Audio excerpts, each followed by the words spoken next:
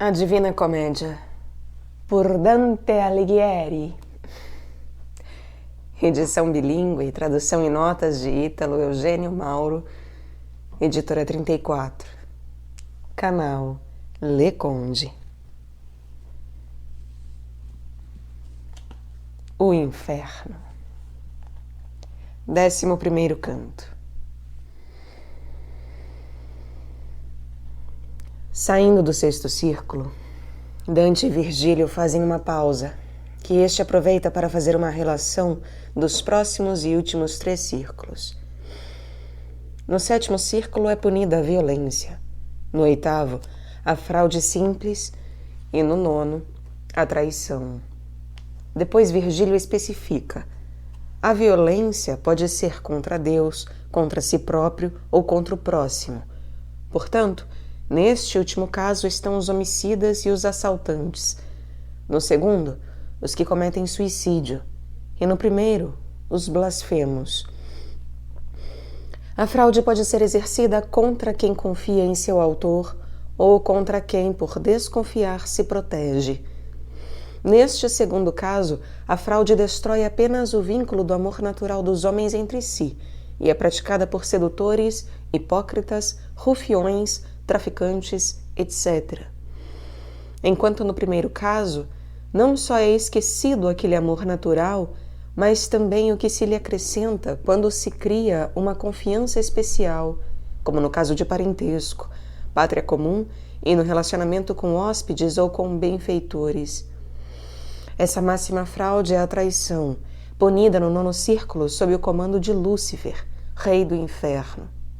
Dante apresenta a Virgílio suas dúvidas sobre essa classificação dos pecados, e Virgílio rebate invocando a autoridade de Aristóteles e do Gênese, dizendo por fim que a arte dos homens, quando é fiel aos ensinamentos da natureza, que é filha de Deus, torna-se quase neta de Deus.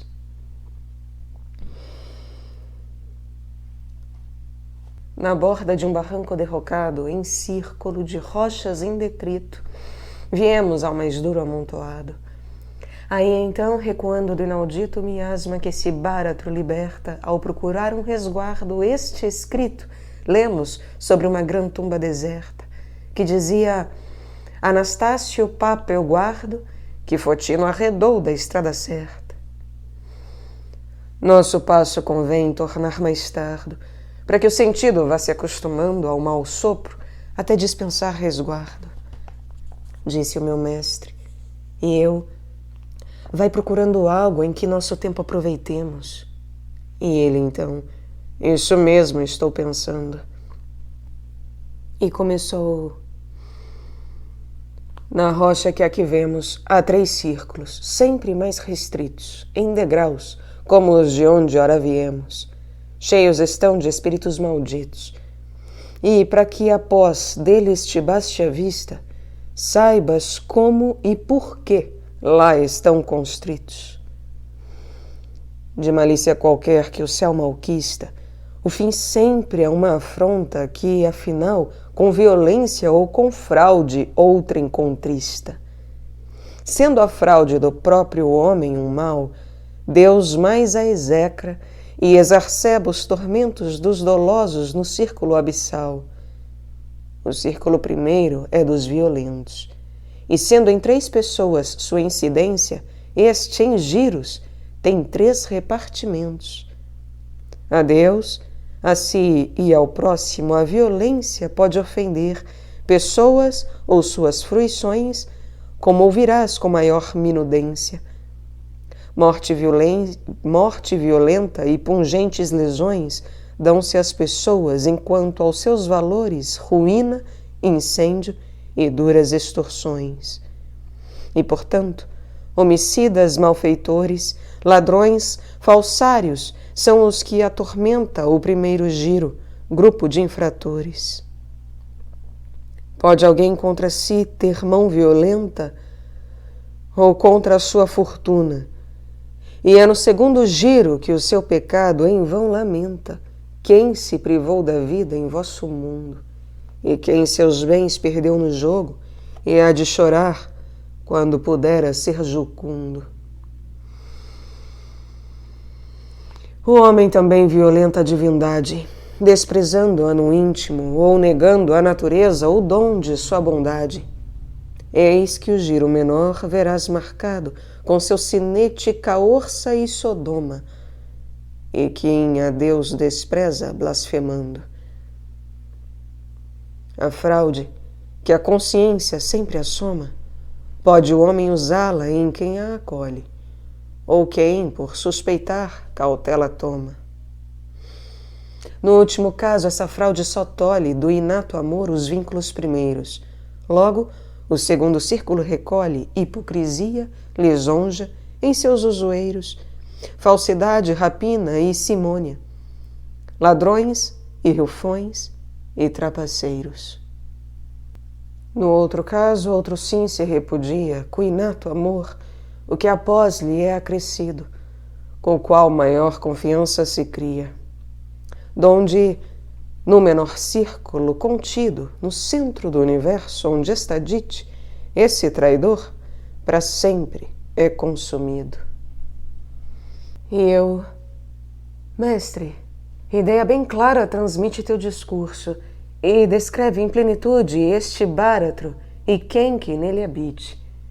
Mas dize, aqueles que enloda o palude, ou arrasta o vento, ou açoita a tempestade, e os do mútuo motejo em choque rude, por que não ficam na rubra cidade para o castigo, se Deus tem-lhes ira?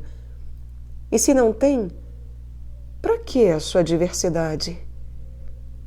Respondeu-me, por que tanto delira o teu pensar do que o seu uso ordena?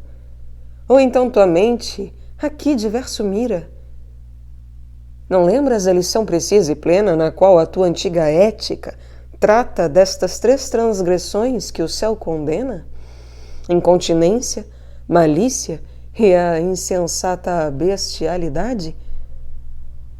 A Deus a incontinência menos ofende e clemência resgata. Se repensares nessa antiga ciência e também recordares quem é aquela gente que lá padece penitência, verás por que separada que estela destes réus e, por menos o irritar, o divino poder menos flagela. Ó sol que saras o turvado olhar, porque me agradas quando me esclareces, mais que saber, me é grato duvidar. Disse eu, mas gostaria que ora volvesses ao teu dito, que a usura a Deus ofende, para que minha incerteza resolvesses. Filosofia, disse ele, a quem a entende, ensina, e iterem mais de uma sua parte, que a natureza seu curso apreende do divino intelecto e de sua arte.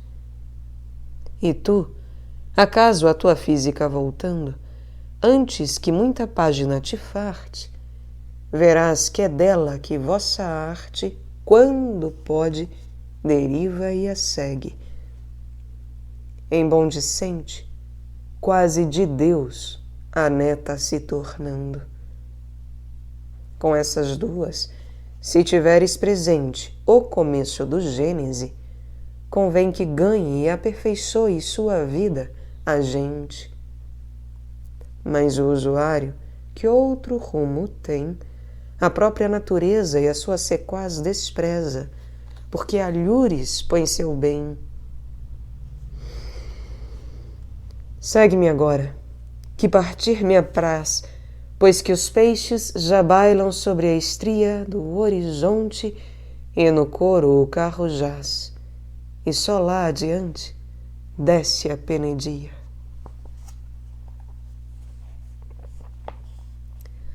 12º canto. Chegando ao primeiro giro do 7º círculo, onde estão os que praticaram violência contra pessoas, os poetas encontram em sua guarda o Minotauro, que se enraivece por medo do Dante vivente e é debelado por Vigílio. Encontram adiante os centauros, que têm o encargo de obrigar os danados a se sujeitar às penas que lhes foram impostas. Quirion, chefe dos centauros, determina que um deles, Nesso, os acompanhe até o ponto onde Flegetonte, rio de sangue fervente, é mais raso, permitindo a sua travessia. Nesso lhes explica que nesse sangue fervente são punidos os tiranos, imersos até os olhos, depois os homicidas, imersos até a garganta, e por fim os salteadores, cujos peitos já emergem. Enfim, Nesso ajuda os poetas a atravessarem o val e retorna.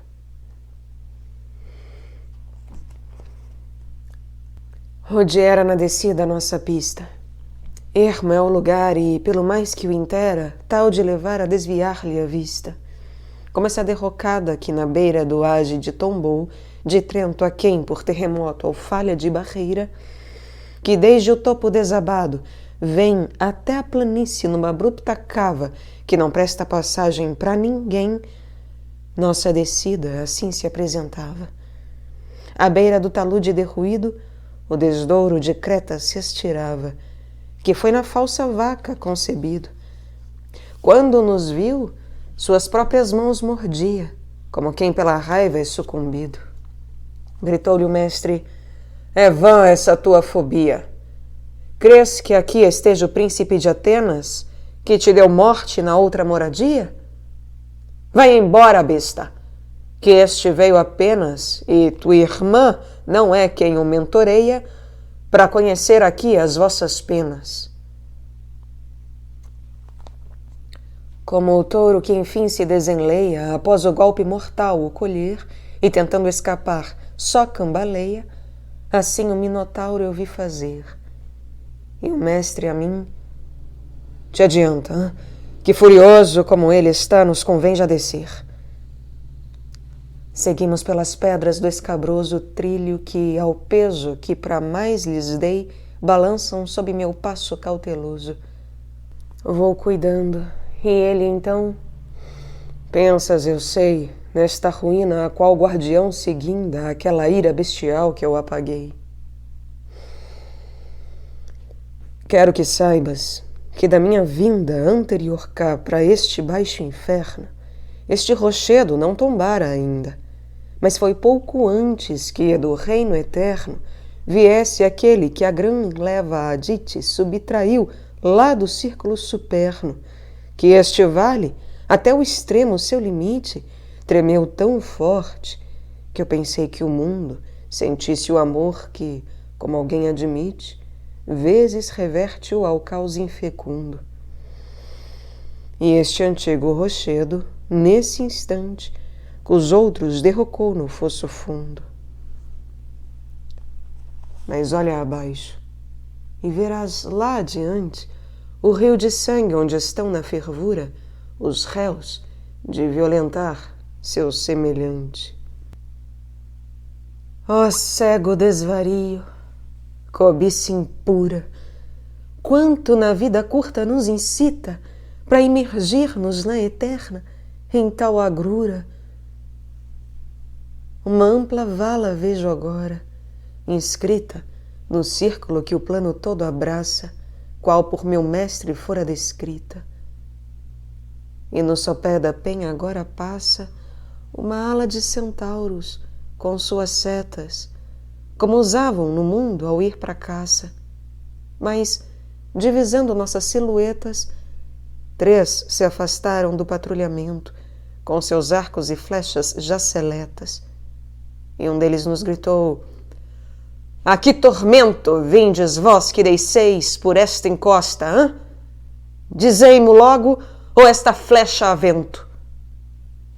E o mestre retorquiu: nossa resposta terá Quirion, que mais calmo cogita. Foi infeliz a apressada tua proposta. E a mim, este outro é Nesso, o que nos fita, que morreu pela bela Dejanira, e de si próprio engendrou sua vindita. E esse do meio, que em seu peito mira, é o grão Quirion, que a Aquiles instruiu. Polo é aquele que estava cheio de ira. Eles à volta vão de mil em mil, flechando todo que emergir mais tente de quanto a sua sentença permitiu. Chegando dessas feras mais à frente, vimos então Quirion, que estava à coca, puxando com uma seta a sua imponente barba para trás e assim livrando a boca, para dizer aos seus que se presume daquele que ao andar move o que toca. Dos pés de um morto, este não é o costume. E o mestre então, já lhe chegando ao peito, onde a sua dupla natureza assume, respondeu: bem é vivo, e eu eleito fui para guiá-lo neste vale escuro. Necessidade o leva, e não proveito. Alguém vindo do júbilo mais puro quis incumbir-me deste encargo novo. Ele não é ladrão, nem eu perjuro. Por aquele poder por quem eu movo meus passos por caminho tão selvagem, dá-me para nos guiar um do teu povo, que nos indique o sítio da passagem, ou que no val leve este no costado, que sombra ele não é, que o leve à aragem. Quirion voltou-se para Nesso a seu lado e disse-lhe: tu volta e assim os guia. E outro, que te encontrar, vos dê primado. Partimos com essa digna companhia, sofrendo à beira da rubra fervura dos fervidos a aguda gritaria. Gente, até os olhos vi nessa tortura. E o centauro explicou: são os tiranos que sangue e bens violaram com mão dura. Aqui espiam seus feitos desumanos Alexandre e Dionísio, a adversidade que a Sicília sofreu por longos anos. Essa testa que o negro pelo invade é de Asolino, e aquele loiro ao fundo é o Písio d'Este, que, a bem da verdade, pelo enteado foi morto lá no mundo. Voltei-me ao mestre e ele concordando: seja ele ora primeiro e eu segundo. Pouco adiante, o centauro parando, mostrou-nos, entre os que se haviam alçado até a garganta já no rio nefando, aquele que de varar foi culpado um coração no regato de Deus, que na ponte do Tâmisa ainda é honrado. Mais adiante avistei outros réus, dos quais o peito agora já emergia, e entre esses muitos conhecidos meus. Assim o nível sempre mais descia do sangue, e quando enfim só ardeu nos pés, pudemos realizar sua travessia. Como para este lado agora vês, disse o centauro, o fosso se apoucar, podes acreditar que, por sua vez, para o outro vai crescendo, ao rebaixar-se o fundo, até que ao ponto se conjugue no qual a tirania deve chorar. Aí a divina justiça então punge, Átila, que flagelo foi na terra, e Pirro e Sesto, e eternamente munge as lágrimas que com fervor descerra a Renier de Corneto, que levou, qual Renier Paso, às estradas sua guerra. Voltou-se após, e o val reatravessou. 13º canto. No segundo giro do 7º círculo, que é dos violentos contra si ou contra seus bens, suicidas e perdulários, os poetas encontram um denso arvoredo habitado por harpias monstruosas. Por sugestão de Virgílio, Dante arranca um galhinho de um espinheiro que logo se cobre de sangue e reclama da violência sofrida. Virgílio assume a culpa, justifica Dante e pede à alma que habita a planta que se identifique. É Pierre de Lavigna, ministro de Frederico II, que, acusado falsamente de traição, é aprisionado e escolhe o suicídio, pensando assim escapar da desonra. Ele explica que a alma do suicida cai nessa selva como semente, da qual surge um arbusto cujas folhas servem de alimento para as harpias. Aparecem em seguida os espíritos de 2 perdulários fugindo de cadelas raivosas, as quais dilaceram um deles junto com os ramos de um arbusto onde procurara refúgio. Não tinha nesso ainda ao val cruzado, e já entrávamos nós num arvoredo por caminho nenhum atravessado. Não verde, mas escuro o seu folhedo, não lisos, mas nodosos e revessos, sem fruto, os ramos, e de espinhos tredo o tronco, quais os acolhos espessos aos animais que aos tratos campesinos de cécina e corneto são avessos. Aqui fazem as vis hárpias seus ninhos, que expulsaram de Estrófade os troianos com cruel anúncio de tempos daninhos. Tem asas amplas e rostos humanos, garras nos pés e emplumados os ventres, lançam dos sinos lamentos arcanos. E meu bom mestre a mim, antes que entres, saibas que estamos no giro segundo, começou a dizer, e que, trementes da estada tua neste aeral imundo, coisas verás que em meu relato, isento e certo, falsas soariam ao mundo. Ouvindo agora vozes de lamento, sem avistar ninguém que as exalasse, estaquei em profundo turbamento. Penso que ele pensou que eu pensasse que, vindas dentre as plantas singulares, fossem de gente que lá se ocultasse.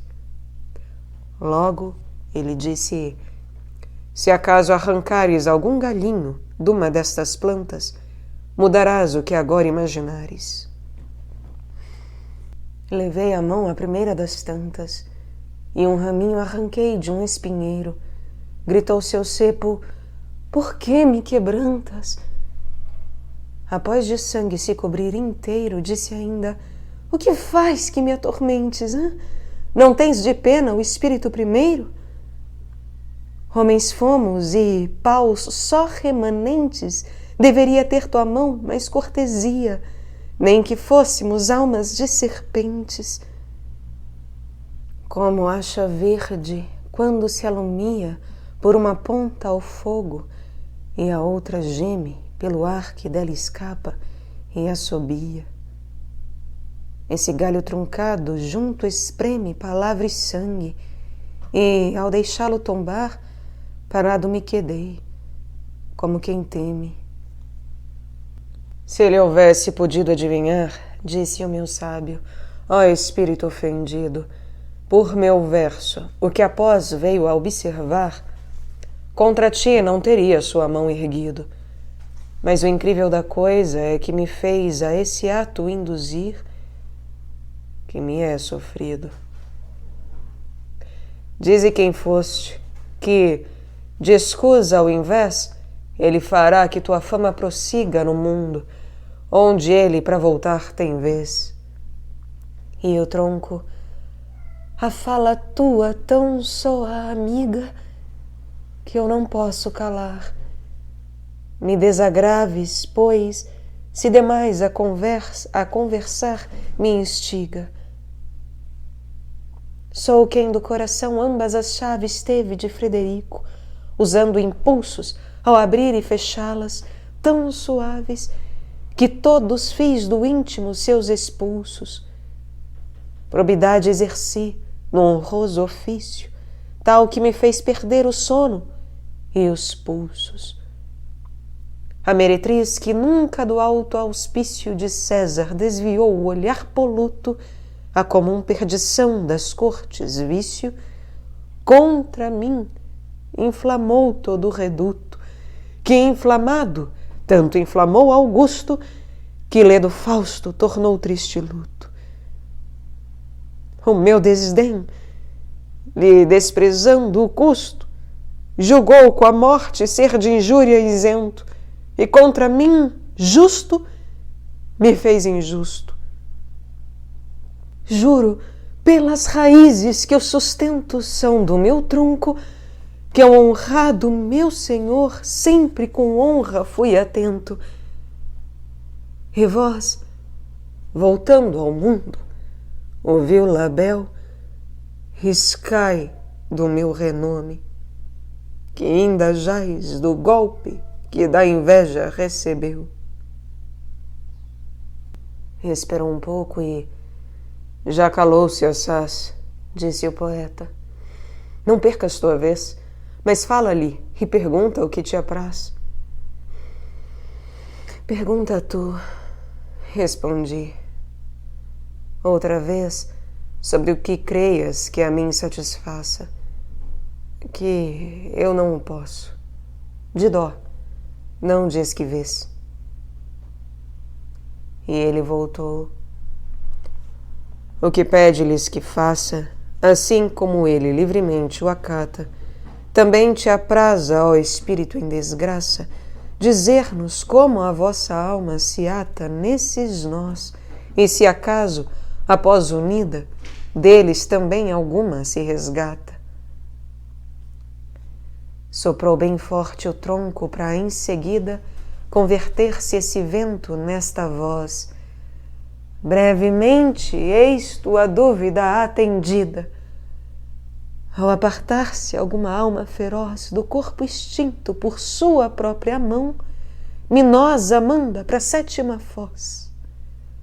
Na selva cai, sempre destinação de lugar que a fortuna só acautela, e brota aí como gramíneo grão, e cresce, e árvore agreste se modela. Nutrindo-se as árpias de seus ramsemos, nos trazem dor, e para a dor, janela. Para nossos restos também voltaremos, porém vesti-los a nós se contesta, que injusto obter seria o que nos tolhemos. Para cá os arrastaremos, e na mesta selva serão nossos corpos suspensos, cada um no pé de sua alma molesta.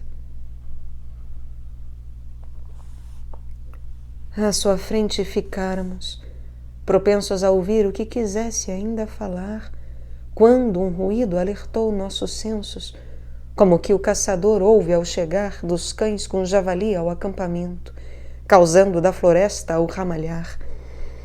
E em fuga vimos 2 nesse momento, sangrando nus, num ímpeto tão forte que a selva rompiam todo impedimento. O da frente, me acode, acode, morte! O outro, que de tardar sentia receio, Lano, dizia, não tanto deste a sorte com tuas pernas, de topo no torneio. Sem forças mais, ou a ponto de perdê-las, fez de si e de uma touça um só enleio. Para trás a selva estava de cadelas pretas repleta, ágeis e furentes, quais galgos escapando de suas trelas. No que lá se agachou, meteram os dentes, dilacerando e, porção a porção, arrebatando seus membros dolentes. Meu guia então tomou-me pela mão e levou-me ao arbusto que chorava pelas fraturas sangrentas em vão. Ó Giacomo de Santo Andréia, clamava, que te valeu de mim fazer-te amparo, ah? Que culpa eu tenho de tua vida brava? E o mestre, ao tronco já de ramos raro, quem foste tu que, por tantas feridas, sopras com sangue esse sermão amaro? Respondeu ele, ó almas que surgidas fostes para ver a vergonhosa ruína das frontes que de mim foram partidas, ao tronco as recolhei de triste sina. Fui da cidade que pelo Batista trocou o patrono antigo, que a destina, por isso, a arte sua, que ainda a contrista. E se não fora pela sua feição, que sobre a ponte do Arno ainda é vista, os cidadãos que a reergueram então, sobre as cinzas que Átila, por fim, só deixou, teriam labutado em vão. A forca em minha casa eu fiz para mim.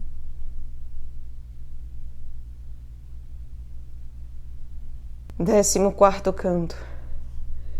O terceiro giro do sétimo círculo é um areião ardente. Sob uma chuva de chispas de fogo são aqui punidos os blasfemos, que estão deitados, os usuários, sentados, e os sodomitas, obrigados a um contínuo caminhar. Entre os primeiros domina a figura de Capânio, ou Capaneu, um dos 7 reis que assediaram Tebas. O areião ardente é atravessado por um riacho de águas vermelhas e ferventes, que corre entre margens de pedra e sobre o qual a chuva de fogo é suprimida. Virgílio explica a origem dos rios infernais, que é a mítica e alegórica figura do velho de Creta, símbolo da humanidade. Suas lágrimas vão formar no inferno o Aqueronte, o Estige, o Flegetonte e, por fim, o Cocito.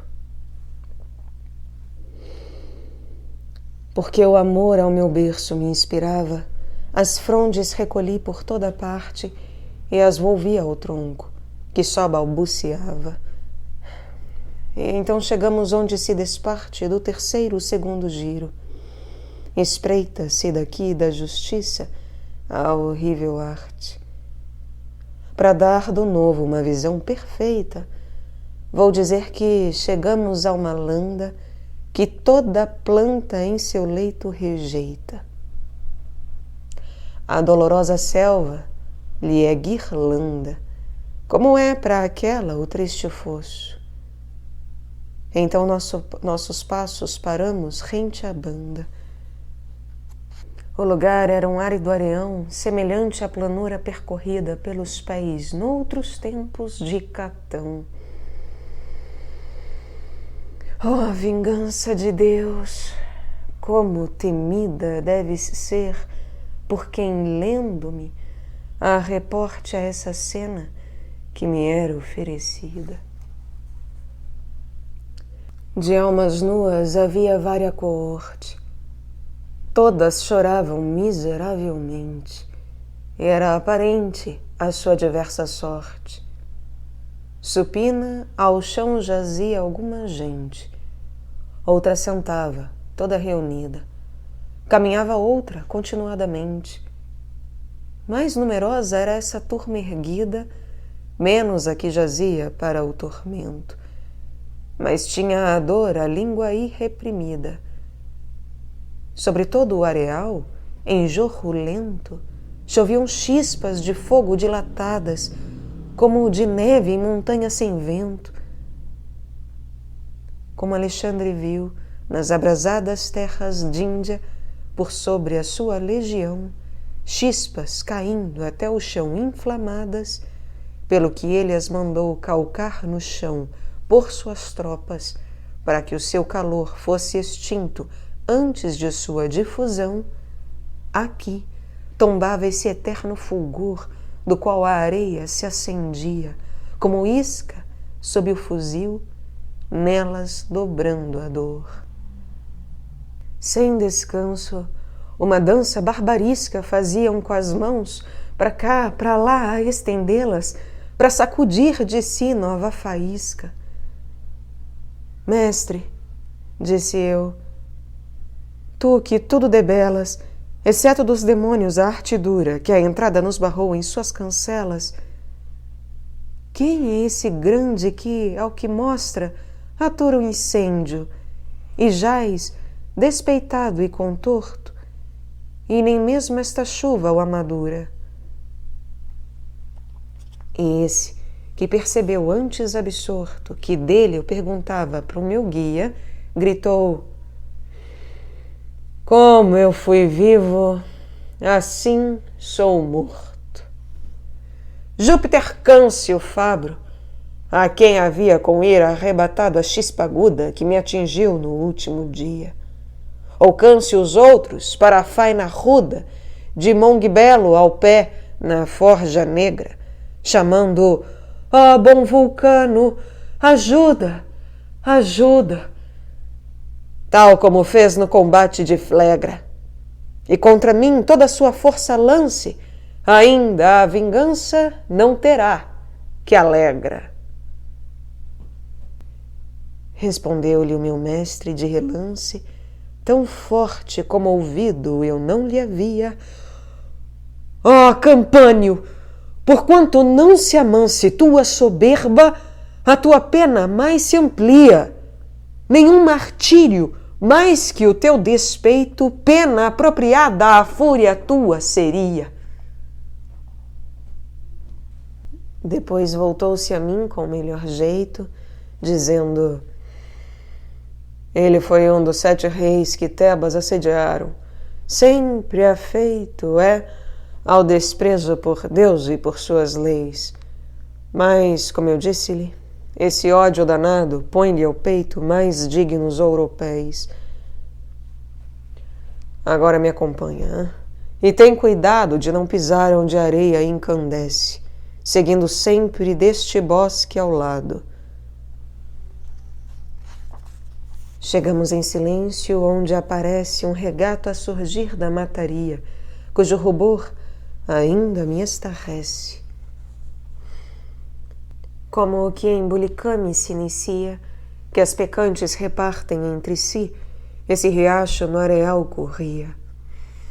Seu fundo e todo o leito percebi serem de pedra, e suas margens também, o que indicava que o passo era ali.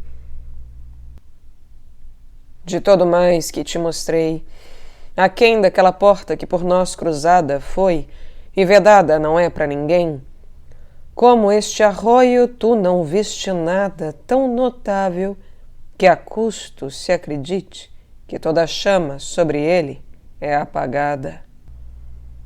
Disse o mestre, porquanto eu o convite lhe fiz de que me oferecesse o pasto, pro qual já oferecera-me o apetite.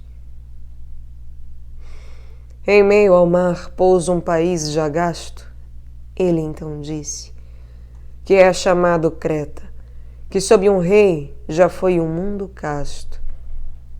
Há uma montanha lá que foi dileta de águas e frondes, e tem nome Ida, agora abandonada e obsoleta.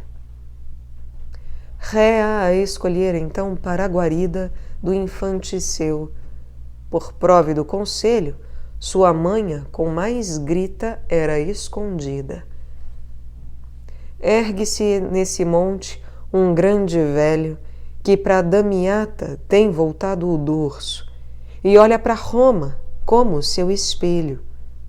Sua cabeça de ouro é um esplendor só, de pura prata os braços são e o peito, e de cobre é depois todo o seu torso. Daí para baixo todo o resto é feito de ferro, salvo que é de terracota, sobre o qual mais se apoia o pé direito. Cada parte, salvo a de ouro, é rota por fendas de onde lágrimas gotejam que, recolhidas, cavam essa grota. No vale pelas fragas se despejam, e o Aqueronte, o Estige e o Flegetonte deste estreito canal então ensejam, até que lá, onde ao final desmonte, forma um cocito. E que lagoa é essa, verás, pois não precisa que eu te conte. E eu então, se o presente rio começa em nosso mundo, podes me explicar o que faz que só agora ele apareça? Tu sabes que é redondo este lugar, respondeu, e se andaste já bastante, sempre dobrando para a esquerda ao abaixar, muito ainda está do círculo adiante. Portanto, a aparição nova ou inopina não deveria assombrar o teu semblante. E eu ainda... Mestre, aonde se confina Letes ou Flegetonte? De um te calas, do outro contas da chuva que o origina. Com tuas questões, por certo, me regalas, disse. Mas desta rubra água a fervura, uma devia solver das que me falas. Letes verás, mas fora desta lura, lá onde se banha a alma penitente e, contrita, da culpa se depura. E acrescentou: do bosque é conveniente, ora, arredar-nos. Atrás de mim, vem, pela margem segura e não ardente, pois que sobre ela o fogo se detém. 15º canto. Ainda no terceiro giro do 7º círculo, Dante e Virgílio seguem viagem por uma das margens elevadas do Flegetonte, margens essas livres da chuva de fogo que cai sobre o areão. Pela primeira vez, Dante encontra no inferno uma pessoa a quem tinha sido ligado por grande afeição, o seu mestre Brunetto Latini, com quem vai discorrer afetuosamente sobre a política, o passado comum e o futuro, no qual Brunetto prevê grandes glórias para Dante. Das duras margens uma hora nos guia, sobre o regato uma névoa pairante, da água e dos diques o fogo desvia. Diques, como os flamengos de Uissante a Bruges, contra o mar que lhe se aventa, erguem para que sua fúria se quebrante, e os paduanos fazem junto ao Brenta para abrigo de aldeias e castelos, enquanto ainda a Caríntia não esquenta, bem menores, mas nos mesmos modelos daqueles eram feitos os de cá, quem quer que fosse o artífice que fê-los. Bem longe havia ficado a selva, e já mais não a encontraria quando tivesse para vê-la me voltado para lá. De almas uma fileira ora aparece, vindo de encontro a nós, beirando o dique, a nos fitar como quando entardece, no novilúnio, quem o olhar estique, ou como ancião costureiro aguçando os cílios que sobre a agulha se aplique. Reconheceu-me um deles que, adiantando-se, a barra do meu manto se agarrou. Que maravilha! Para mim gritando. E eu, logo que ele o abraço me esticou, tanto espreitei seu abrasado aspecto, que o crestado do rosto não obstou seu reconhecimento ao meu intelecto. E para o dele, baixando o meu rosto, sois vós aqui, indaguei, ser Brunetto? E ele, filho, não cause a ti desgosto se Brunetto Latino for contigo um pouco, e os seus largar no rumo oposto. E eu, se o puder, a vos seguir me obrigo, e se quiserdes que com vós me sente, o farei, praza a quem está comigo. Filho, tornou-me, se um de nossa gente se detiver, depois jaz por 100 anos, sem se abanar quando o fogo atormente. Segue, portanto, e eu virei aos teus panos.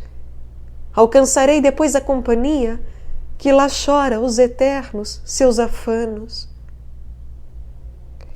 Não ousava eu descer da nossa via para ao seu lado e, cabeça inclinada, seguia como homem que reverencia. E ele, mas que fortuna ou que chamada antes do último dia descer te ordena? E esse, quem é que te designa a estrada, hã? Lá em cima, eu disse, na vida serena, fui me perder numa selva bravia, antes de ter a minha idade plena. Só ontem cedo dela eu me volvia. Este surgiu ao afundar-me nela para me resgatar por esta via. E ele, então, Se seguires a tua estrela, não falharás ao teu glorioso porto, se é que eu bem discerni na vida bela. Não fora eu prematuramente morto, certo que a ti seria o céu benigno, teria dado à tua obra mais conforto. Mas aquele traidor povo maligno de Fiesole, descido em tempo antigo, que ainda de monte e rocha aguarda o signo, por tuas boas obras te será inimigo. E é natural, pois junto à sorva rude não convém frutecer o doce figo. Antiga fama a sua cegueira alude, é gente avara, invejosa e proterva, que dos costumes seus o teu te escude. Pela honra que a sorte te reserva, vão disputar-te uma e outra bandeira, mas que do bode fique longe a erva. Fiquem com sua forragem costumeira, essas bestas, e não toquem a planta, se algum dia ainda surgir em sua estrumeira, na qual reviva a sementeira santa dos romanos restantes da investida, que urdiu esse ninho de malícia tanta. Fosse minha vontade ainda cumprida, respondi, não teria chegado a hora de expulso serdes vós da humana vida, pois sempre eu guardo e me entristece agora o bom e caro símbolo paterno vosso, quando no mundo, hora por hora, me ensináveis como o homem faz-se eterno. E apreço, enquanto eu viva, que vos devo, seja patente nisto, que ora externo. O que dizeis do meu futuro escrevo e guardo coutro texto para confronto, e a uma mulher que saberá os levo. Só quero que vos seja claro um ponto, desde que eu fique com a consciência honrada para o que a fortuna queira, estarei pronto. Não me é essa profecia inopinada. Faça a fortuna sua roda rodar como lhe agrade, e o vilão sua enxada. O mestre me dobrou à direita o olhar, volto para mim, e disse em me fitando: melhor escuta aquele que anotar. Com ser bruneto prossegui, indagando dos companheiros seus o estado e o dom de alguém mais conhecido ou admirado. E ele, saber de algum deles é bom, e dos outros calar seria louvado. Curto o tempo seria para tanto som. Em suma, cada um deles foi prelado, grão letrado ou fama excepcional, e abjeto ao mundo por um só pecado. Vê Prisciano em sua turma saturnal e Francesco da Corso, e oferecer-vos poderia a vista do tinhoso, o qual sofreu por ato do servo dos servos, do Arno para o Bacchiglione a lijação, onde deixou seus maus tendos nervos. Mas eu diria, mas o andar e o sermão não podem se alongar, porque o começo vejo de outra poeira no areão. Gente vem lá, à qual não tenho acesso. Que o meu tesouro para mim tuteles, no qual ainda eu vivo, e mais não peço. Então voltou-se, e um pareceu daqueles que correm em Verona o pano verde pela campanha, e pareceu ser deles o tal que vence, e não o que perde.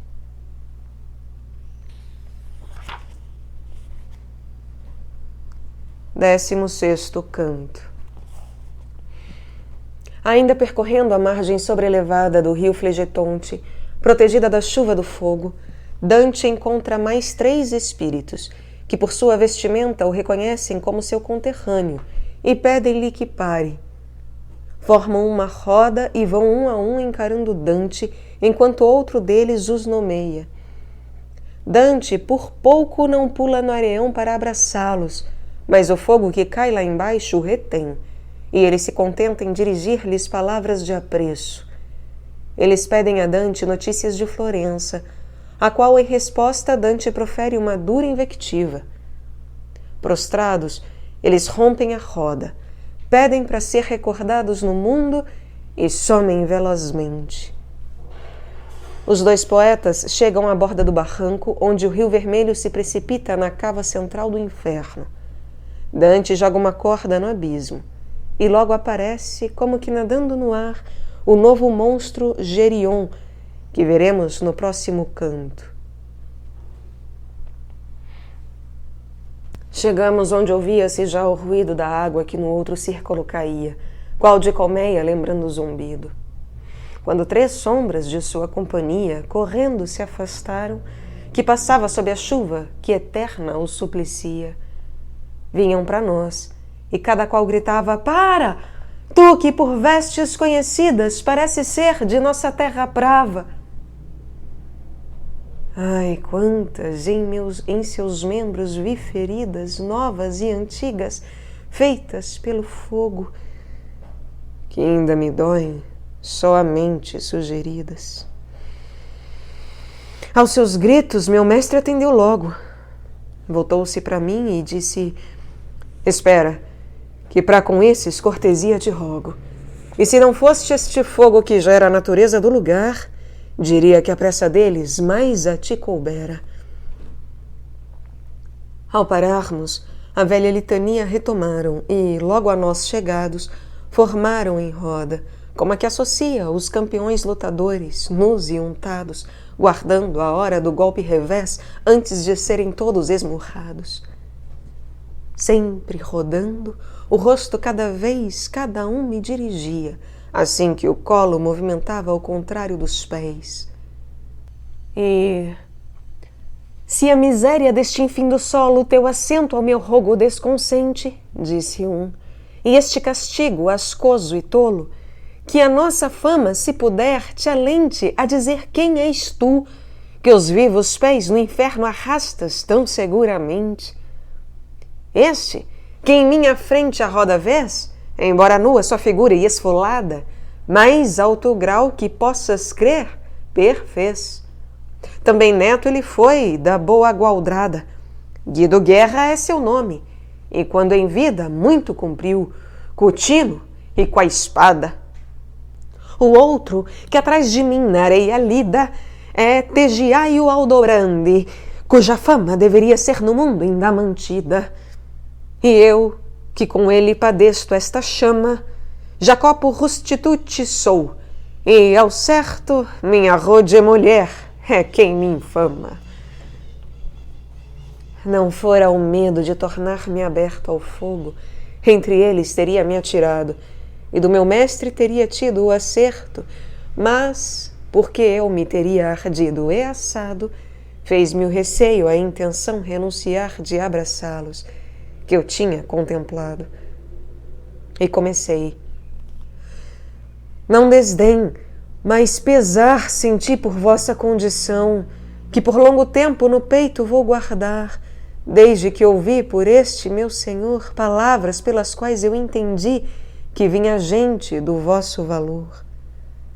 De vossa terra eu sou, e sempre ali de vossas obras o alto contributo com afeto escutei e referi. Do fel que deixo, vou para o doce fruto que o meu mestre promete ao meu porvir, mas devo antes descer ao centro bruto. Que longamente possa conduzir tua mente os membros teus, disse ele agora, e ainda depois tua fama reluzir. Mas dize, cortesia ainda vigora em nossa terra, e o valor costumeiro, ou já de todo ambos caíram fora? Que Guglielmo Borsieri, companheiro recente, que com os outros lá se aduna, foi para nós infausto mensageiro. A gente nova e a rápida fortuna geram um orgulho que ora se depara em ti, Florença, e que já te importuna. Assim alto gritei, erguendo a cara, e os três, que isso tomaram por resposta, se olharam como quem verdade encara. Se assim sempre é tão fácil tua proposta para outrem, respondeu, satisfazer, feliz de ti quando pra ti for posta. Logo, se conseguires desprender-te destas trevas e as estrelas luzentes voltando estive com gosto dizer, lembra-te de falar de nós, as gentes. Rompeu-se a roda e em veloz fuga além pareciam asas suas pernas fugentes. Não é mais curto dizer um amém que o tempo foi de terem já sumido. E então meu mestre quis partir também. Eu o segui, e pouco havíamos ido que som da água cresceu tão repentino que o falar nosso não seria já ouvido. Como esse rio de curso montesino que vai do Monte Veso para o nascente, desde a vertente esquerda do Apenino, dito Aquaqueta, até que não se avente para baixo ao novo leito, onde contido, vindo a Forli, seu nome já desmente, e que em São Benedetto é derruído, ribombando de um salto só formado, que mais de 1000 podia ter acolhido, assim, sob um penhasco alcantilado, vimos estrondear essa água escura que nos teria bem logo atordoado. Uma corda enrolada na cintura eu tinha, com que aquela onça pintada prender pensar em outra conjuntura. Após toda de mim desamarrada, obedecendo de meu mestre ao mando, a ele atendi suspensa e enrolada. E ele, para a direita se voltando, no bárato profundo a vi jogar, da nossa borda bastante a afastando. Bem que algo haverá de resultar, para mim mesmo eu dizia, de algum evento que o mestre tanto busca com o olhar. Ah, como o homem deve estar atento, junto de quem não só lhe veja a ação, mas também lhe perceba o pensamento. Pois disse ele, é para logo a aparição do que eu espero, e ao que tua mente mira, e vai logo surgir a tua visão. A verdade com cara de mentira, sábio serás se o teu silêncio votas, pois sem culpa, por vez vergonha vira. Mas aqui não me calo e, pelas notas desta comédia, meu leitor, te juro, sejam elas por longa fama notas, que vi, através desse ar pesado e escuro, subir nadando um vulto singular e estupendo para um coração seguro, como o homem que volta ao mergulhar para âncora soltar que escolhe o tole ou algo mais que esconda o fundo mar. E o tronco estira, enquanto os pés recolhe.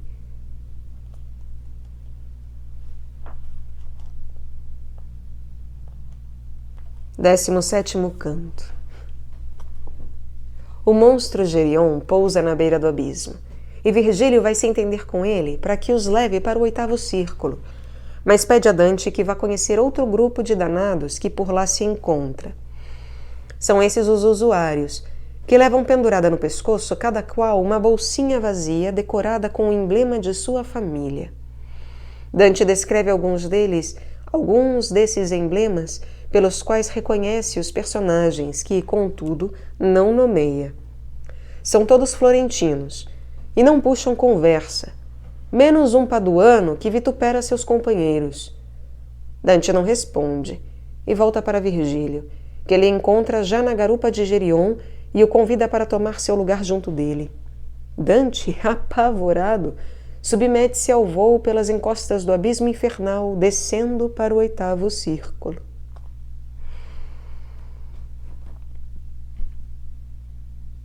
Ei lá, a fera que vem, de cauda aguda, que montes, muros e armas vai vencendo e em todo o mundo miasma seu ressuda. Isso começou o mestre a mim dizendo, e acenou a ela que viesse à beira da fraga que nós íamos percorrendo. E essa imagem da fraude sorrateira veio e subiu com a cabeça e o busto, mas não puxou para cima a cauda inteira.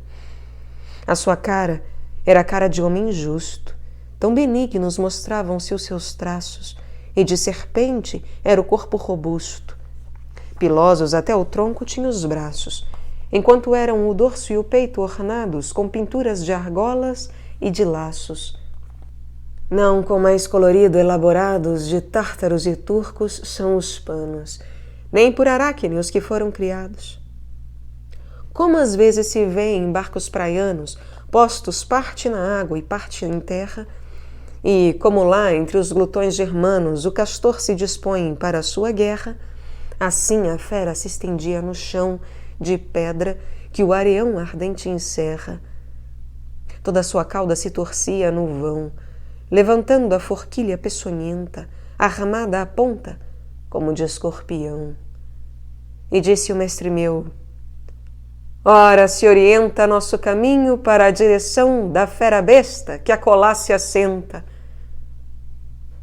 Descemos, pois, para a direita mão e fizemos 10 passos na viela para evitar as chamas e o areão.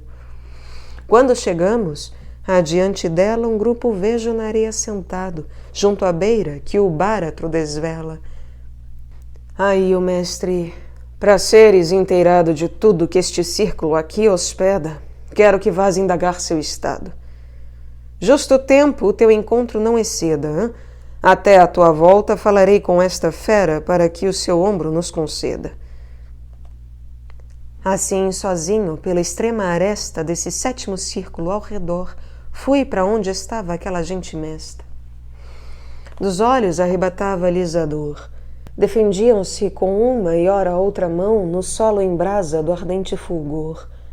Como no estio tenta salvar-se o cão, com o focinho e com as patas da mordida acre da pulga, ou mosca, ou de tavão. Nenhuma foi por mim reconhecida dessas almas que o fogo aí angustia, mas vi que todas tinham suspendida ao colo uma bolsinha que trazia, cada qual, uma cor e uma figura, que brindar-lhes a vista parecia. Dessas bolsas fazendo uma procura, numa, amarela em azul sobrestante, vi de um leão a imagem e a postura. Levando após o olhar mais adiante, de rubro sangue uma encontrei que esboça, qual de manteiga, uma pata alvejante. E um tal, que de uma porca azul e grossa tinha o emblema na bolsa alva pintado, me interpelou. Que fazes nesta fossa? Vai-te! E já que é de vivo o teu estado, saibas que o meu vizinho Vitaliano sentará aqui ao meu esquerdo lado. Só estou com florentinos, eu paduano, que me aturdem com seu grito daninho.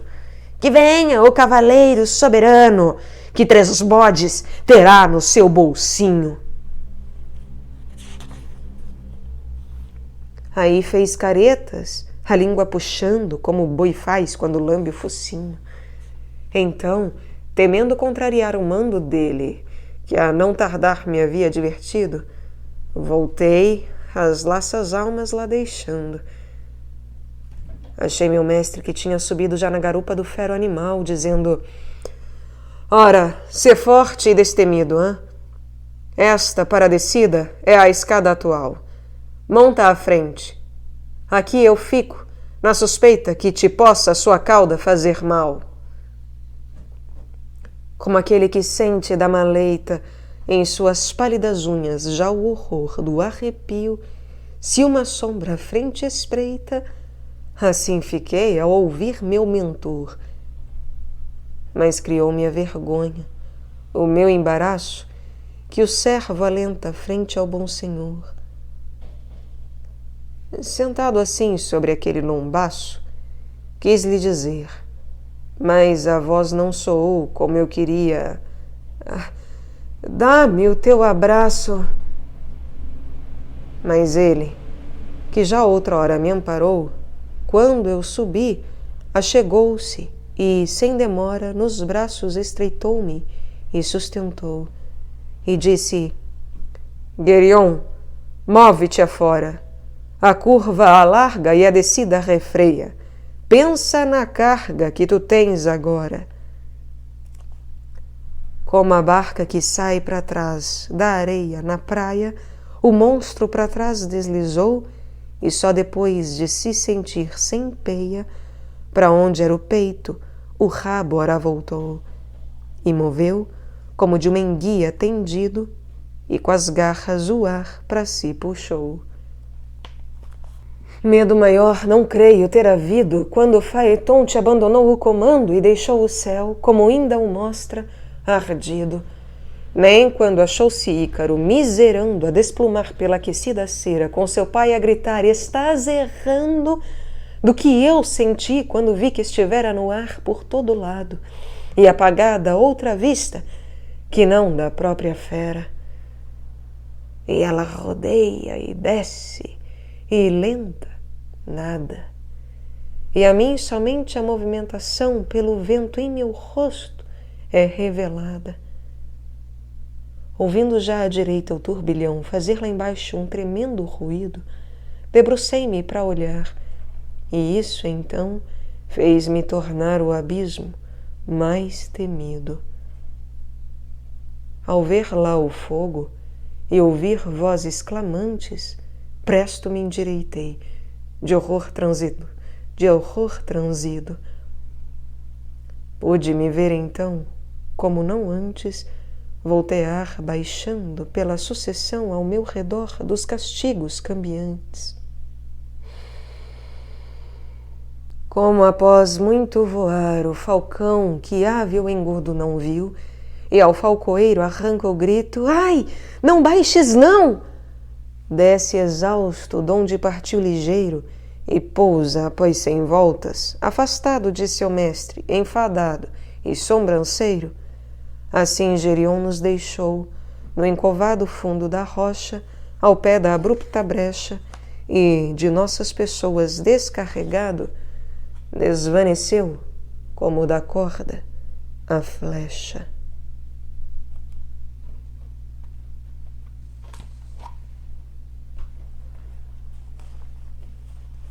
Décimo oitavo canto. O oitavo círculo, que Dante chama Malebolge, literalmente maus bornais, é constituído de 10 valas concêntricas separadas por diques, sobre os quais se apoia uma ponte de pedra que os interliga desde a primeira vala periférica até a cava central. Em cada vala é punida uma categoria de fraude. Na primeira estão os rufiões e os sedutores, separados em 2 filas que circulam pelo vale em sentido contrário. Na primeira, Dante reconhece Venedico, Catianemico e, na segunda, Jasão. Na segunda vala, sobre a qual os poetas chegam passando pela ponte, Dante avista os aduladores que estão imersos no esterco. Aí, Dante encontra Alessio Interminei, e Virgílio lhe indica Thaís.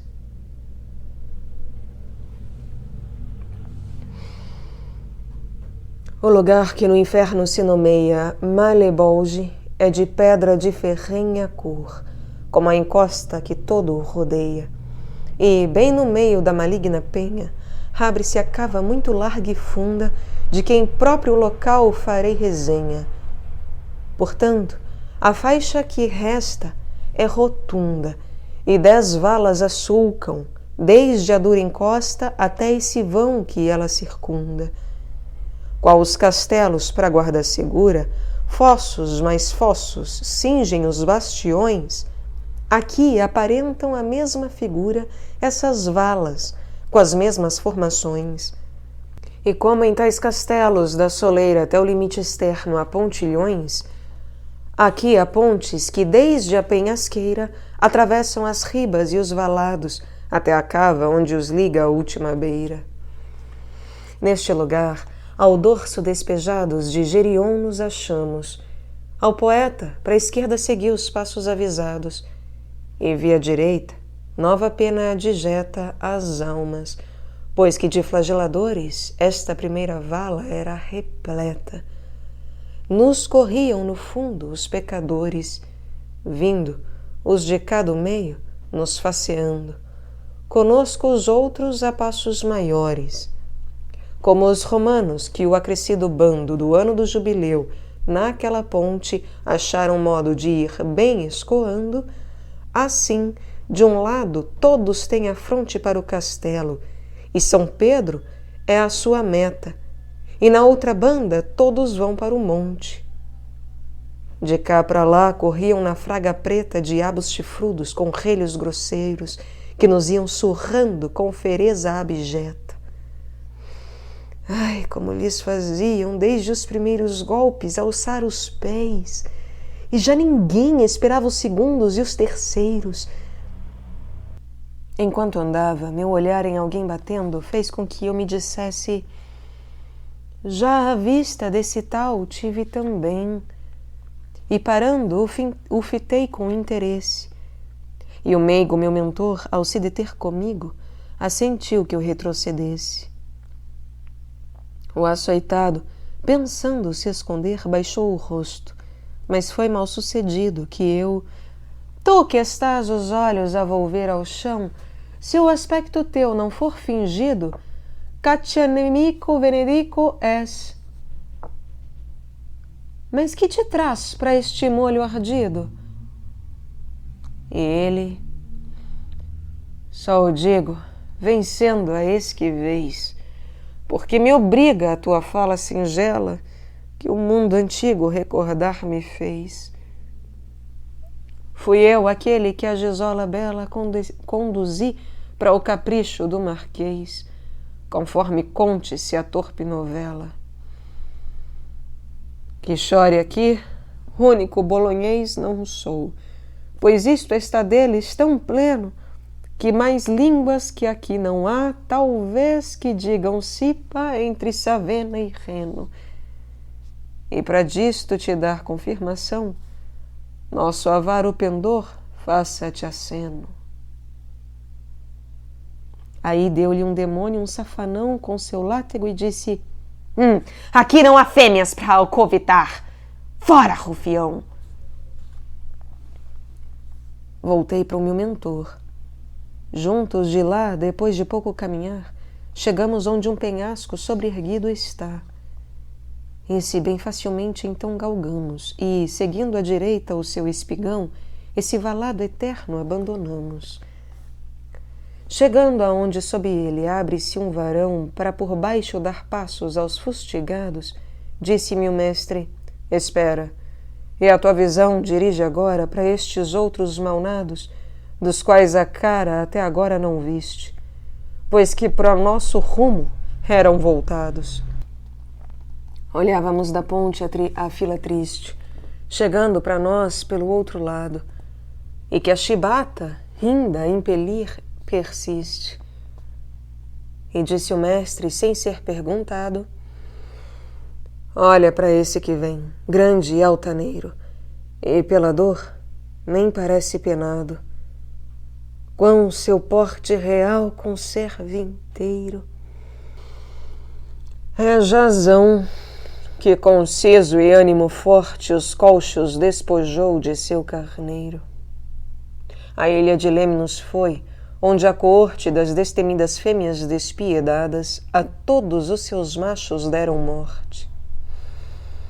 Lá, com promessas e falas ornadas, Isife lhe enganou, a jovenzita, por quem todas haviam sido enganadas. Lá ele a deixou, grávida e derrelita, e essa culpa, esta pena assim castiga, que de Medeia também faz vindita. Com ele vai quem assim outrem intriga. Baste isto para este vale te explanar, e as gentes que ele aqui prende e fustiga. Chegamos aonde vai se sustentar nossa senda sobre a segunda beira, donde outro barco vai se iniciar. E gente ouvimos que geme e vozeira no outro valado, e nas fuças arqueja, e em si malha com as mãos de atroz maneira. Suas bordas um bolor nojoso peja, pelo vapor que do fundo é emanado, e aos olhos e ao nariz a ardência enseja.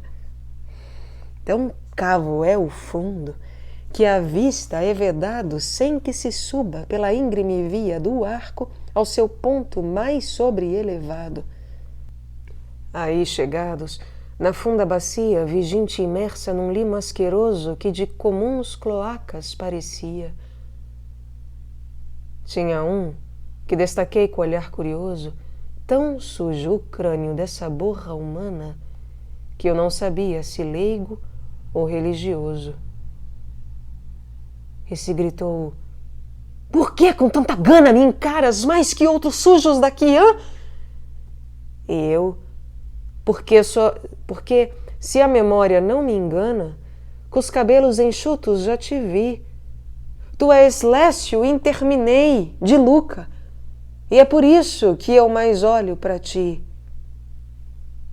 E ele tornou, batendo-se na cuca: "Foi o que aqui dá nome, a adulação que nessa bem a minha língua truca."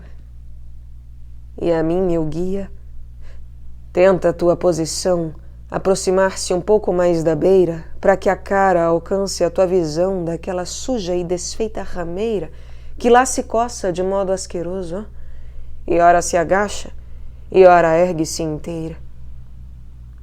É a cortesã Thaís, que ao seu amoroso respondeu, que indagava: "Tenho eu grande favor contigo?" Antes, maravilhoso. E agora, o nosso olhar mais não demande. 19º canto. Da ponte sobre a terceira vala, Dante vê os simoníacos, que estão metidos de cabeça para baixo em estreitos buracos redondos, só com as pernas para fora e com fogo ardendo sobre as plantas dos pés, que eles sacodem continuamente. Dante pede a Virgílio que o carregue até junto de um dos que mais se agitam, o qual, à chegada de Dante, que ele não pode ver, crê que seja seu sucessor, Bonifácio VIII, que venha substituí-lo. Depois de esclarecido o erro, o condenado declara ser o Papa Nicolau III da família Orsini, culpado de nepotismo. Acusa seus predecessores e faz profecias sobre seus sucessores. Dante aproveita para investir contra os papas simoníacos. Ó Simão Mago, ó míseros sequazes, que as coisas de Deus, que transcendentais esposas devem ser do bem, rapazes que sois por ouro e prata, profanais, que a trompa soe para vós, ora é mister, para vós que no bolsão terceiro estais. Ao seguinte valado já íamos ter, subindo pela ponte até a sua parte, que a meio vale vai corresponder. Ó supremo saber, quanta é a tua arte no céu, na terra e nos perversos mundos, quanta justiça o teu poder comparte. Agora, nas encostas e nos fundos da alge da pedra, furos escavados, todos de igual tamanho, eu via rotundos. Não menos eram, e não mais folgados, que os que há no meu belo São João, e são aos batizantes destinados, aos quais, em não remota ocasião, rompi para salvar quem se afogava. Celeste dito, outra qualquer versão. Só, da boca dos furos, ressaltava pernas para fora e pés dos penitentes, cujo corpo para dentro incerto estava, por terem todos suas plantas ardentes, com tanta força as pernas sacudiam que romperiam cordames e correntes. Chamas como as que as cascas se alumiam de coisas graxas, nelas deslizando do calcanhar aos dedos lhes corriam. Meu mestre, e esse quem é que já penando mais se debate que os outros danados e que mais rubra chama vai sugando? Perguntei, e ele, se a esses desgraçados quiseres ir, levar-te-ei pelo valo. Desse ouvirás de si e de seus pecados. E eu, com tudo que gostas, me regalo. És tu, Senhor. Sabes que não rejeito tua vontade, e ainda sabes o que eu calo.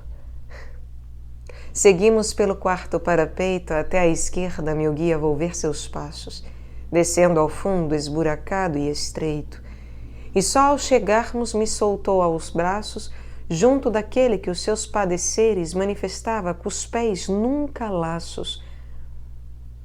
Ó tu que o tope para baixo transferes, plantado como um pau, ser miserando, eu fui dizendo, fala se puderes. Estava eu, como o frade, confessando o sicário que, mesmo após constrito, a si o revoca seu fim protelando. Já estás aí plantado? Foi seu grito. Bonifácio, já estás aí plantado? De vários anos enganou-me o escrito. Das riquezas estás já tão saciado. Para que ultrajaste a formosa mulher, após tê-la com dolo conquistado? E eu fiquei como quem, por não a entender, hesita ante a pergunta que lhe é posta, se envergonha e não sabe responder. Dize logo, do mestre foi a proposta, não sou aquele, não sou quem tu crês. E essa mesma então foi minha resposta. Com isso, essa alma mais torceu os pés e entre suspiros disse em voz de pranto: o que queres de mim, tu que me vês? Se saber quem eu sou te importa tanto que até aqui caminhaste, eu te direi. Saibas que eu fui vestido do grão-manto, mas da ursa em verdade me criei. Portanto, os ursinhos procurar venturas, ouro lá e a mim mesmo aqui embolsei. Sob o meu crânio sofrem suas clausuras os que me precederam, traficando, estirados da pedra nas fissuras. Cairei aqui embaixo eu também, quando chegar quem que tu fosses havia crido, e inopinadamente fui invocando. Mas o meu tempo já foi mais comprido, de meu coser os pés plantado assim, que o que por ele será consumido, que após ele, com mais obra ruim, do ocidente virá um pastor sem lei, que ao fim vai descobrir a ele e a mim. Como Jazão que foi, como estudei nos Macabeus, por seu rei protegido, esse o será por quem na França é rei. Aí não sei se fui muito atrevido, mas assim respondi a essa sua manha. Dize-me que tesouro foi exigido pelo senhor de Pedro, ou que barganha, antes de as chaves dar a sua vigia, hã? Certo não pediu mais que me acompanha. Nem de Matias São Pedro exigiria ouro nem prata para ser escolhido para o posto que a perversa alma perdia. Aí fica tu justamente punido, e guarda bem a maltida moeda que contra Carlos te fez destemido.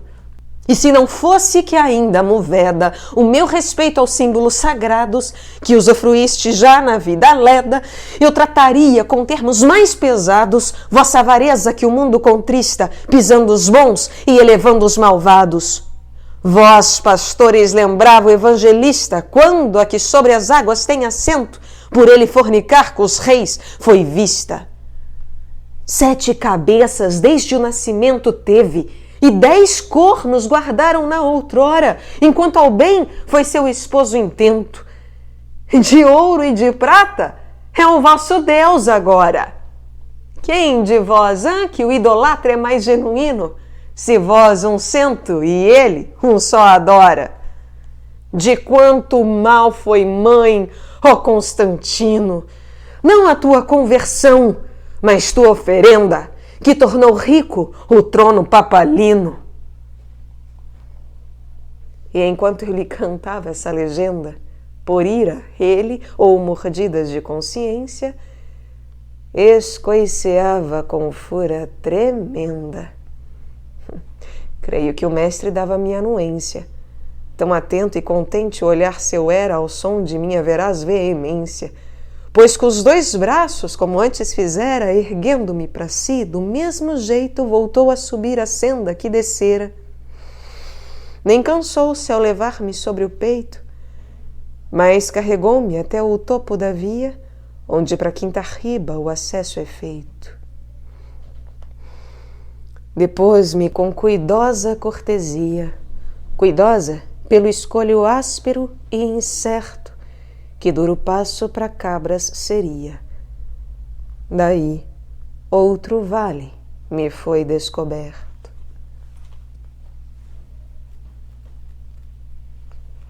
20º canto. Na 4ª vala encontramos os adivinhos, que têm a cabeça torcida em relação ao corpo, o que os obriga a caminhar para trás. Dante se comove com essa pena, e é redarguido por Virgílio, que o censura por discordar da justiça divina. Aparecem então diversos personagens do mundo antigo. Manto, a maga que deu nome à cidade de Mântua, berço de Virgílio, dá ensejo a este de contar sua história. A nova pena vou votar meus versos e dar matéria ao 20º canto da primeira canção, que é dos submersos. Boa era a nossa posição, porquanto tinha visão do vale aberto e fundo que se banhava de angustioso pranto. E gente eu vi pelo valão rotundo vir calados em lágrimas no jeito do caminhar das procissões no mundo. Quando, baixando a vista, olhei direito, vi que espantosamente era torcido cada um do queixo ao princípio do peito. Para as costas seu rosto era volvido, e só andar para trás ele podia, pois que de olhar para frente era impedido. Talvez por causa de paralisia, torceu-se alguém desse modo absoluto, mas nunca eu vi, nem crê-lo poderia. Que Deus te deixe, leitor, colher fruto desta lição, e vai por ti entendendo, se eu podia conservar o rosto enxuto, nossa imagem assim de perto vendo, tão torta, que dos olhos lacrimosos seu choro ia pelas nádegas vertendo. Chorava eu debruçado nos fragosos blocos, e eis que meu guia assim me exorta: ainda estás com os tolos enganosos? Para o piedoso, aqui piedade é morta. Pois quem mais celerado é do que alguém que a justiça de Deus paixão comporta?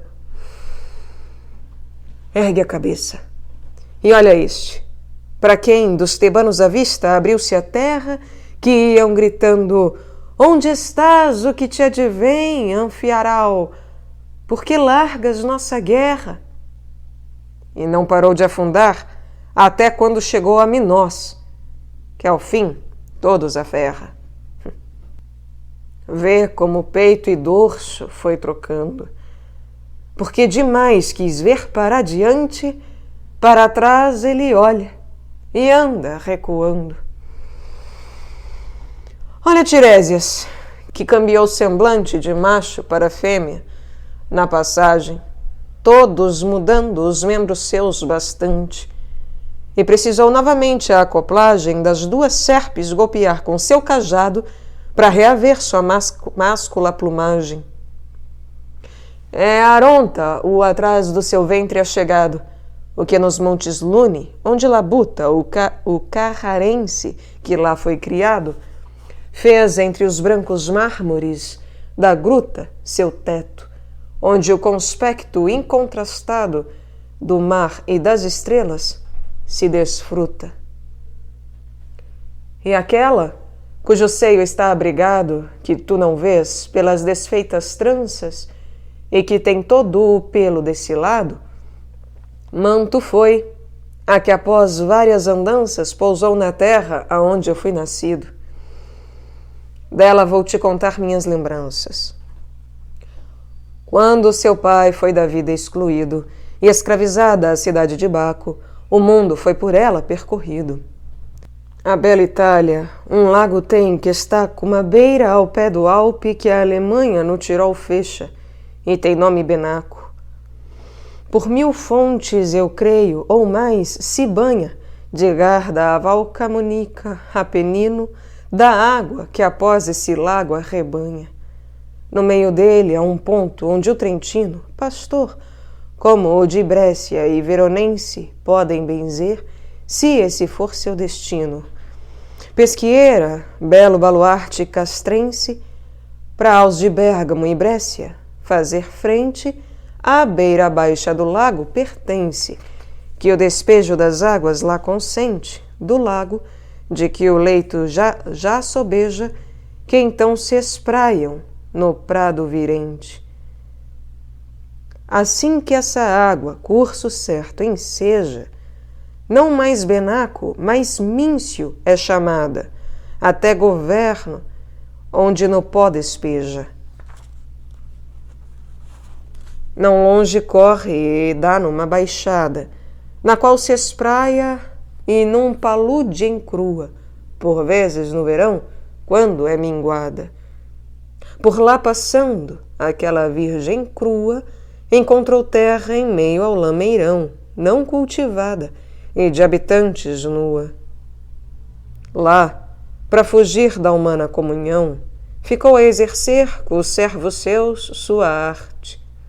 Lá viveu e deixou seu corpo vão. Vieram depois os que viviam à parte, e a cidade, nesse lugar, seguro pelo brejo que o cerca a toda parte, ergueram sobre o chão de ossos impuro. Por ela, que o lugar primo elegera, Mantua a chamaram, sem mais esconjuro. Antes mais populosa já estivera, do estulto Casalode se enredar, de Pinamonte, na trapaça fera. Assim te instruo para que, se ouvires dar à minha terra um começo distinto, erre o falso, a verdade defraudar. E eu, meu mestre, esse teu discurso eu sinto tão certo e tanta minha fé lhe assente que outro seria para mim carvão extinto. Mas dize se no meio dessa gente alguém tu vês que ser notado valha, que para isso só revoltada a minha mente. E ele, esse de barba que se espalha do queixo sobre o pardo seu costado, quando a Grécia de machos ficou falha, que só nos berços já lhe haviam sobrado, em Áulide o sinal deu com calcanta para o primeiro cabo ser cortado. Eurípides chamou-se, e assim o canta do meu alto poema uma passagem, que sabes, pois que todo ele te encanta. A aquele outro, de tão delgada imagem, Miguel Escolto foi, que veramente pra a maga fraude tinha boa equipagem. E vê Guido Bonatti, e vê as dentes, que da renúncia ao couro e ao barbante, agora se arrepende amargamente. Vê a coitada da agulha repudiante e do tear que, emulando os adivinhos, foi da erva e da imagem praticante.